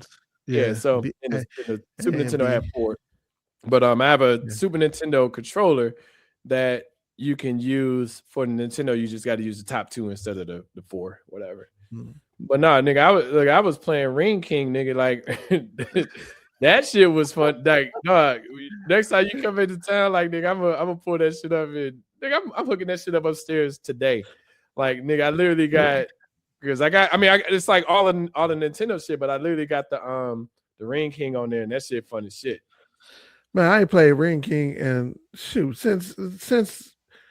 that was what, junior high too? Damn, nigga, I played Ring King last year. Yeah, Ring King. Yeah, that shit. I gotta make sure it still works because I had Mike mod my Wii to play the Nintendo games, but I'm trying to think if I still have the USB stick in the back because it was Mike Moore. Oh, Mike Moore was into it. Yeah, Mike is like I have to explain it to Mike. Like sometimes I'm like, bro, I don't need everything. I just need Super Mario 1, maybe 2, definitely Super Mario 3, Ring King, Double Dribble, I said Ring King, Castlevania, maybe Zelda, but I'm not like Zelda took too long.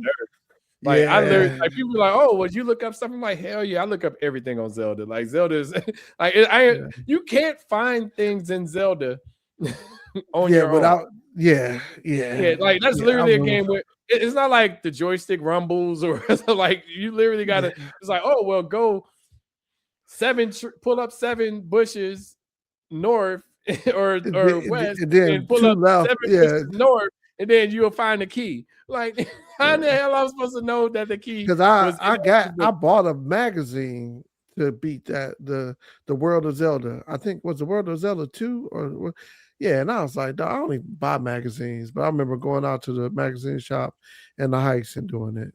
I can literally tell you that's the one game, because I used to have it where I wanted to beat every game that I played on my system, and that's the one game that I didn't beat on no Nintendo. I mean, I beat it on like the Wii and having like looking up YouTube or whatever, or looking up walkthroughs. But nigga, that was one game that I was not like. We would play Castlevania forever. You know what I'm saying? Like, and we would eventually, I think it's like 5 levels or something like that. Then you get to the 5th one, and you're this part of the castle, all that shit. But the thing that sucked about those games was if you died, kind of like was it Shinobi? Shinobi used to piss me the fuck off because all the way back to the beginning. Nigga, because it was like maybe 4 boards, and that's like it? So you no, I'm talking about like each level. So it was like so like you get through one board, now you at 1, 2, then you get through, then you be at 1, 3, and then but if you died in 1, 3, you had to go all the way back to 1, 1. Yeah. So that was shit that annoyed me the fuck out of Shinobi. But nah, man, it like that. I gotta see if it still should work, because like I said, I was playing Mike Tyson maybe a couple months ago. But yeah, man, that shit is like you'll never get that again. We'll never have that part, that understanding in life. You know what I'm saying? You know what? The crazy part about that, and I'm gonna take it back to the raisin. It's like I remember my mom saying, "You're not gonna be on that video game all day. You got to go outside, right?" Mm-hmm. And then I remember my mom saying, "You're not gonna run the streets all day. You're gonna be in this house." And I was like, "Dang, I can't win for losing." Right? And I said, "I might as well be out and not, and be in the house while you calling me, asking me to do dumb stuff like change the channel." You know what I'm saying? So hold on a second. Let me. Why is that a thing? Why is it that we can't be doing nothing?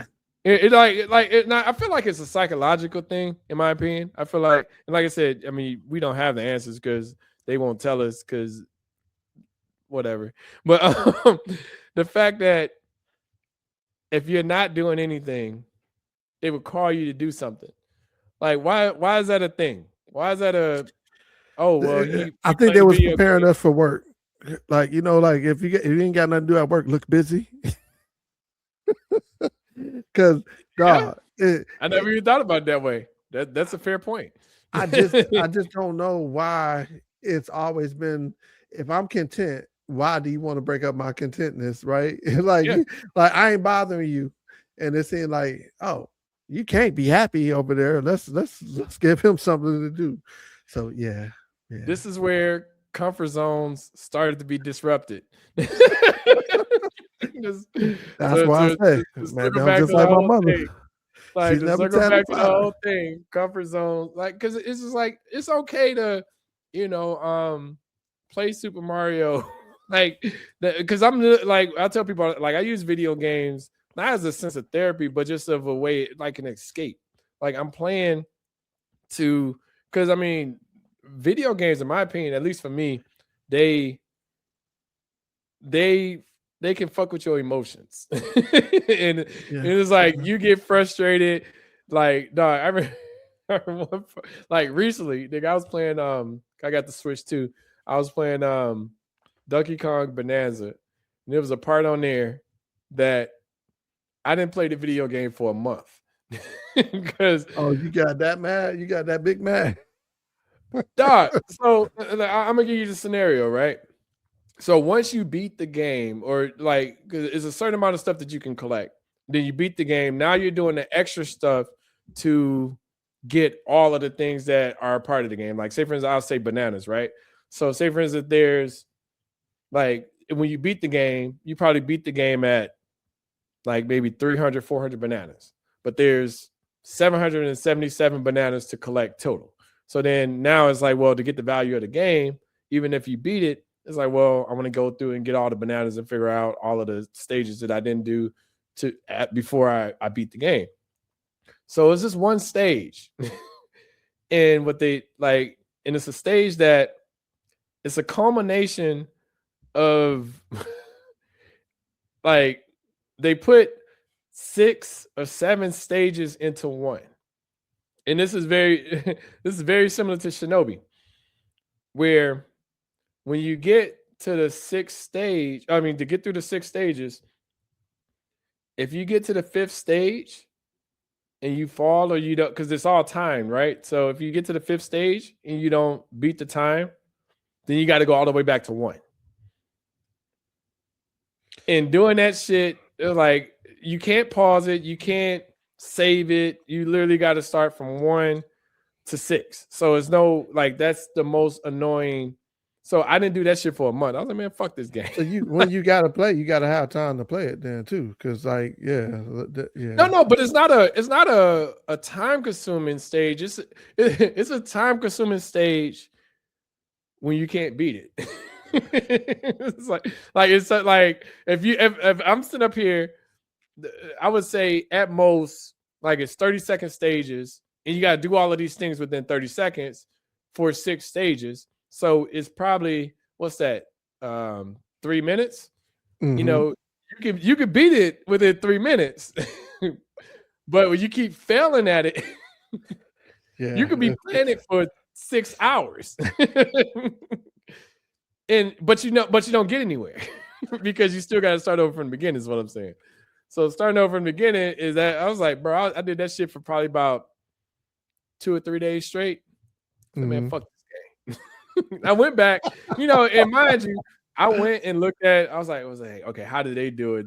Because I was like, yo, it's not as if I suck at it. It's just I might suck at stage 3 today, so I can't get to stage 4 and 5 or 6, which are easier. Or I suck at stage 4 today, so I can't get to 5 and 6, or I suck at, or I suck at stage 6. So, but I did great on stage 1 through 5. Then now, but the sucky part is when you start sucking at the other stages, even though you was able to whip through it initially. So I got through 1 through 5, and I was like, oh man, cool. I'm about to kill 6. Then I fuck up on 6. And back down to 1. And now you're messing up now on I'm 3. sucking on stage 2. Yeah. Then I'm getting frustrated with stage 2 and stage 3 because I can't get, it's stuff like that fucks with you mentally. But now I use it as a way of escaping and just sitting back and relaxing and not having anything to do. It just depends on, the type of game. It's a way to relax your mind and focus your mind on something else after and you can sit down and focus on it. I haven't played video games a lot lately because I be focused on other stuff and all the other stuff that I video gotta game do. in every room. That's wild. That's wild. I literally, so I got this, I got the 64, the Super Nintendo, and the regular Nintendo in the one room. Then I have the PS5 and the Switch in the other room. Then I have, or in like the big TV room. Then I have the Switch 2 in my bedroom. Then I have the Wii in the guest room. And I still have, I still have a PS4, a PS2, PS1, a Dreamcast. You still got the PS1? Mm-hmm. Yeah, Dreamcast. Okay. I'm missing. Only systems I don't have are Sega systems. And even that, I have the Sega DLC on my Switch. So I just play those from there. So, I remember the Dreamcast. Oh, shoot. Getting back to my point, because we get a long time. The story that I was telling you. So I went to Istanbul, went to talk to the neurologist. The neurologist said, hey, we worried about your kidney because you got a 1.2 something, and 1.3 is a concerning point, right? So he said, hey, your urine test came back good, your blood test come back good, besides your cholesterol and your creatine. Maybe I'm saying that wrong. Carotene, something like that. And he said, so he asked me, he said, hey, where you from? I said, I'm from USA. And he said, then he gave me the look. I said, I'm from Muskegon, Michigan, right? So I don't know what else you want me to say. And then he said, oh, America? Yeah, I thought USA covered that, right? He's like, hold on one second. He said, so you African American? I said, I'm black, but that's what people call it. You can call me black. He said, nah, we don't do that around here. This is No, because I don't identify as African American either. So I was like, we got 140. I could see 140. 140. I don't identify as African American either, just because they don't fuck with us. But anyway, keep going. I'm sorry. Yeah. So I was like, yeah. I'm like, he's like, no, we respectful here, right? And my translator's like, yeah, no, we respectful. And that's like, black is being respectful to me, like, because a South African might not be a South African American is still African American, right? So how did that fly? But I say that to say that I was like, yo, we have Black History Month, and we like when I say Black History, I'm a child of Black History Month, so like it's not a disrespect to say Black History, right? But because I was saying that for the other story, it is that language and that the language barrier and not knowing like the culture, which misrepresents who we are. Because like you said, I'm not African American, I'm black. Listen, right? Go ahead. So you gotta have them friends. That's what I'm saying. Go ahead, take it over. No. So I'm indifferent, not with what you're saying, but just the whole African black. And this is how I learn. This is what I look at in life. I look at life as, look, I can spend all this. It's almost what Tupac say. He says you can spend your whole life crying over spilled milk, or you just say fuck it. You know what I'm saying? Like that's essentially what he said. I'll find the quote, but it's like yeah, I can sit up here and try to find this out, or I could just be the best person I am the way that I am. I don't feel like anything in my life is lacking where I got to figure out, oh well, somebody was like, oh, you gotta go to Africa, blah blah blah for it. I was like, I mean, if I get to it, but I don't necessarily like I'm not opposed to it, but I just feel like sometimes people, I don't know, people, in my opinion, do things for the Joneses. Like I don't care to do things to prove. Like I don't eat, I don't smoke hookah or eat at the. I mean, I eat pretty good food, but I don't eat at the places just so I could take pictures. It's almost like what Drake said. Drake said, chick take pictures, traveling and post them a couple weeks later just to show that she's still out there like doing stuff. It's like, nigga, I don't give a shit. Like I just say try to be the best me. You know what I'm saying? Like I don't care. Like, oh, I need to learn this history. Da, da, da. And of course, hey, look, if that's what your bag is, that's cool. But I don't say, hey, look, I need to go to Africa to find myself, or I need to figure this out to find myself. I know who I am as a person, and I know how to make that person better. People are like, well, you don't know everything. It's like, yeah, that's true. I don't know everything, but I do know enough of what makes me happy and what I need to try to like. I don't need to go to Africa for 2 weeks and just to see like, oh, well, that's the history. Like, yeah, I would be going to Africa to observe the culture rather than trying to figure out who I am as a person. I know who I am. I know like my family defined me, like my experiences define me. So of course, if that's something I can add to the bag, then that's cool. But I don't need to be like, oh, well, kid, this is why I'm African American. I was like, no, I don't really give a shit. I'm black, nigga, and I'm be the best black person ever. Like that is the bottom line. Like if people be like, oh, well, you don't understand your roots. I don't give a fuck. Like I care about. I don't care about.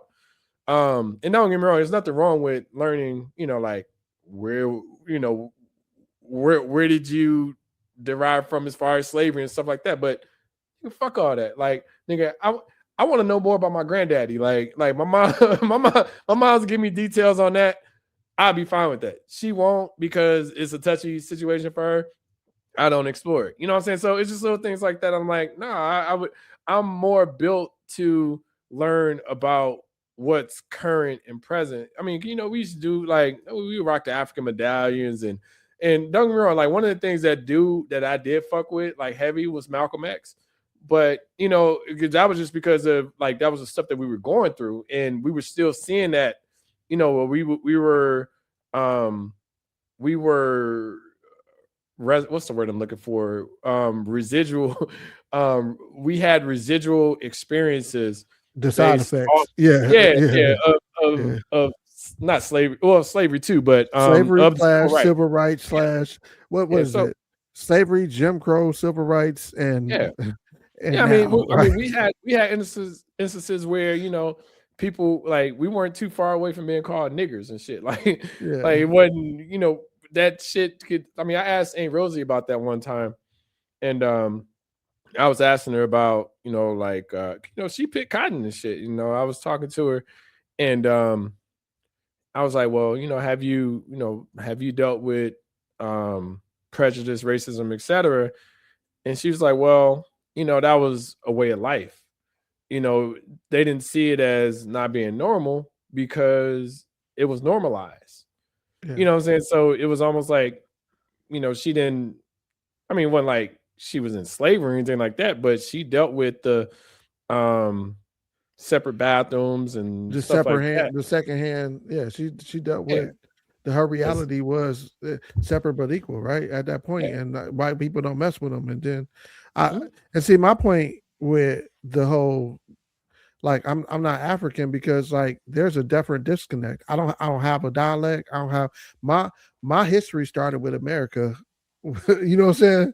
And so like it's hard enough for me to understand my history, let alone understanding. And then if y'all really rock with me, why y'all didn't come get us? Like you can't take my brother away from me. Or my sister away from me and me not ever stop looking for them, right? Like come, like those are my people. We go like, and I'll never be cool with the people that took you. Like, No, but it's interesting. I always feel like you know, and maybe this is a small view, but when when I was in college and stuff like that, it was never we were never seen as like it felt like okay, here's the African group, here's the black people. Like I'm talking about like even within engineering, and the engineering, in my opinion, is probably the easiest way to see it, just because because African, Indian, white, us. You know what I'm Yeah. saying? And it wasn't like I can't think of no Latinos that was like no groups that was within the engineering field. And not to say that it wasn't there, but I'm just saying like it was literally separated by those particular groups. And it was almost not to say that it was you're better, but it was almost like because I felt like I didn't get help from any of those groups fighting through the engineering, like trying to get to the next step of when I was mechanical, but then over to computer science, etc. Like I didn't feel like there was that support. Then it almost felt like it was almost like a not a hate, but it felt like it was, like, oh, why do Style. you yeah, Yeah. you said what? Yeah, Hostile. It was yeah, like yeah, yeah. It's like, well, why yeah. do you get to date this woman? And it's like so it's almost like hate based off of what you're pursuing versus off who you being because I've never and this maybe I just think of things a Oh, little bit wait, different. wait, Like, wait. Yeah, but I'm gonna hate to cut you off, Sean, but we're uh, gonna have to finish this conversation next time. okay, Uh, cool. yeah, Yeah, like, let's get into subscribe, this. and Like put nigga, like nigga, I got shit up on this one. But yeah, thank you all for listening. Make sure you like, subscribe, leave a comment. my God. Brian, is there anything you want to leave or you want Uh, to say? no, I just want to say, be happy. Like Shantae, you said it. You said it best. Like, know you and be happy. So that's why I'm gonna leave it at that. And we out of time, so I can't wait to have some more dialect with my cousin and get back on the podcast and talk Yeah, this all out. we gonna get into this. We gonna get into a deep dive of this. But All right, thank you all for listening. Talk to you soon. Peace. all right, peace.